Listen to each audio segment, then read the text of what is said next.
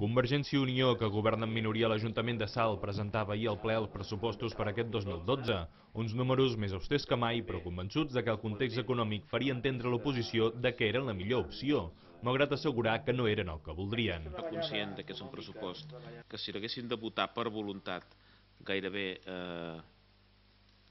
no sé si quedaríem tu i jo sols, perquè no ens votarien ni els nostres. Ho vaig comentar a les comissions informatives. Però sincerament és el que podem fer aquest any. Quin és el problema? Que a vegades la realitat o la veritat, no és que ofengui, però la veritat és dura a vegades, no? Llavors segur, a l'hora d'aplicar la despesa d'aquests ingressos, els regidors de l'equip de govern doncs han quedat condicionats, han quedat limitats perquè no poden fer tot allò o bona part d'allò que tenien previst fer.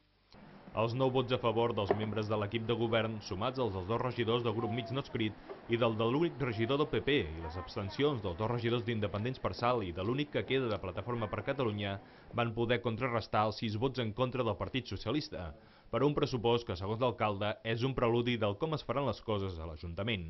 És a dir, no hi haurà alegries a dir, doncs farem això, farem l'altre.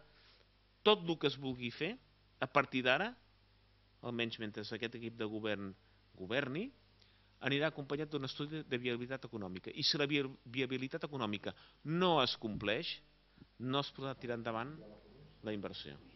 A més, també indiquen que faran una revisió i actualització de les subvencions que dona l'Ajuntament per promocionar-ne uns més que altres.